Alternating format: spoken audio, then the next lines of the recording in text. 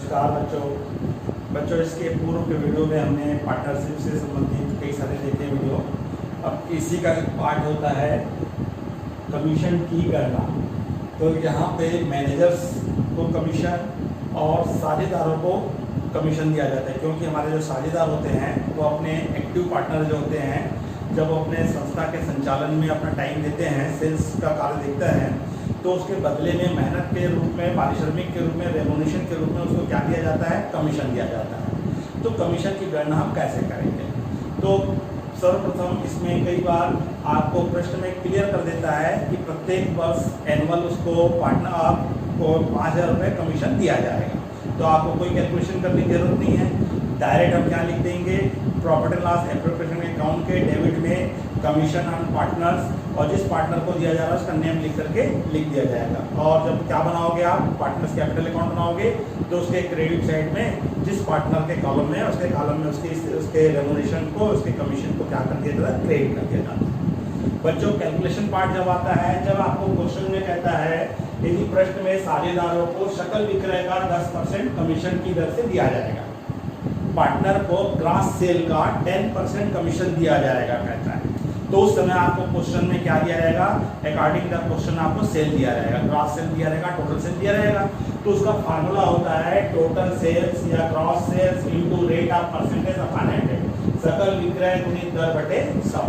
जैसे एज हमको क्वेश्चन में दिया हुआ है ग्रॉस सेल कितना बता दिया? 10,000 बताया, तो 1 लाख दिया हुआ है, तो 1 लाख का 10% बोला हुआ है, तो 1 लाख का 10% हम चार्ज करेंगे तो कितना आएगा? 10,000 रुपीज आता है। तो 10,000 रुपीज जो है किसको मिलने वाला है? एक्स को है तो एक्स को, वाई को है तो वाई को, और इसको प्रॉफिट एंड लॉस एप्रोप्रिएशन के डेबिट में लिखेंगे और पार्टनर्स कैपिटल अकाउंट के क्रेडिट में लिखा जाता है। अगर बच्चों यहाँ हमको कहता है कि साझेदारों को उस शुद्ध लाभ पर 5% कमीशन देना है जो कि कमीशन लगाने के पहले या पूर्व का था। बहुत ध्यान रखना है इसमें। तो हमको क्या बोलेगा? Commission is allowed 5% on net profit before charging commission. तो यहाँ पे बिफोर चार्जिंग और आफ्टर चार्जिंग दिया रहता है। अगर क्वेश्चन में बिफोर चार्जिंग बोला हुआ है तो किस प्रकार कैलकुलेट किया जाएगा, और आफ्टर चार्जिंग बोला है तो किस प्रकार कैलकुलेट किया जाएगा। अगर बिफोर चार्जिंग बोला हुआ है तो हम सबसे पहले हमको क्वेश्चन में जो एप्रोप्रिएशन अकाउंट बना रहे हैं आप, प्रॉफिट एंड लॉस एप्रोप्रिएशन, उसके क्रेडिट में जो आइटम्स आए हैं और जो डेबिट में जितने आइटम्स आप लिख चुके हो केवल कमीशन को छोड़ करके, उनको पहले निकालेंगे। जो टोटल प्रॉफिट होगा उसमें इंटरेस्ट ऑन कैपिटल हो सकता है, सैलरी है, इंटरेस्ट ऑन लोन है, इन सबको आप माइनस कर दीजिए। तो माइनस करने के बाद जो नेट प्रॉफिट आता है वो बिफोर चार्जेस कमीशन है, मतलब इस प्रॉफिट में कमीशन चार्ज नहीं है। तब उस समय हम क्या निकालेंगे? इसका जो फार्मूला हमारा होता है तो उस समय निकालेंगे नेट प्रॉफिट बिफोर कमीशन जो भी आपका है into rate of percent upon 100। जैसे इस क्वेश्चन में हमने एग्जांपल लिए थे, टोटल प्रॉफिट 50,000 था, जिसमें इंटरेस्ट ऑन कैपिटल 10,000, सैलरी 5,000 और इंटरेस्ट ऑन प्रिंसिपल 5,000 था। तो कुल मिलाकर जो कितना हो गया?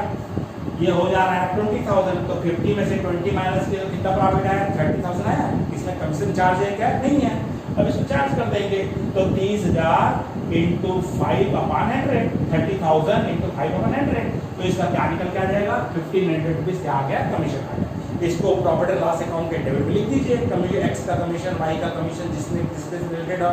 फिर उसके बाद जो डिफरेंस निकालोगे वो डिफरेंस नेट प्रॉफिट आता है, और उस नेट प्रॉफिट को पार्टनर आपस में क्या करते हैं? एज ए रेशियो या कैपिटल के रेशियो या इक्वल डिवाइड करते हैं।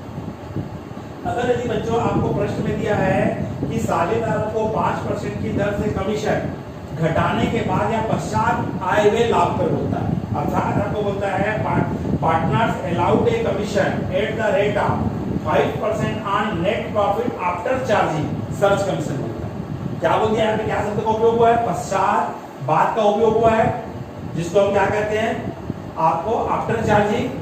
तो जब भी आफ्टर चार्जिंग आएगा बच्चों तो कैलकुलेशन तो इसी प्रकार से होगा। पहले अगर आपको इंटरेस्ट दे रहा है, सैलरी दे रहा है, उसको माइनस कर दीजिए, और उसके बाद जो नेट प्रॉफिट आता है उस नेट प्रॉफिट में जब चार्ज करेंगे तो यहाँ पे आपको पश्चात शब्द का उपयोग किया है, आफ्टर शब्द का उपयोग किया है। तो उस समय आप विशेष ध्यान रखोगे कि आपको परसेंटेज, इसका फार्मूला होता है परसेंटेज अपॉन 100 प्लस परसेंटेज, मतलब 5% है तो 30,000 का 5% अपॉन 100 प्लस 5 तो कितना आएगा? 105 आएगा। तो उसके बाद निकालेंगे 1428 आएगा। मतलब इस जो नेट प्रॉफिट आपके पास अवेलेबल है उस नेट प्रॉफिट में से ऑलरेडी ये कमीशन क्या हो चुका है, चार्ज हो चुका है। इसलिए जब पश्चात बोलेगा, बाद बोलेगा या आफ्टर चार्जिंग बोलेगा तो हमेशा बच्चों नीचे परसेंटेज में 100+% कर दोगे, और जिसमें बिफोर बोलेगा तो डायरेक्ट क्या करोगे आप 100 लिखेंगे। ये पॉइंट को विशेष ध्यान रखना है, यही बच्चे क्या करते हैं, ज़्यादा मिस्टेक करते हैं। तो लैंग्वेज को आपको पकड़ना है, उनकी भाषा को पकड़ना है। तो बच्चों ये आपने क्या देखा कि मैनेजर्स या पार्टनर्स का कमीशन किस प्रकार से कैलकुलेशन किया जाता है।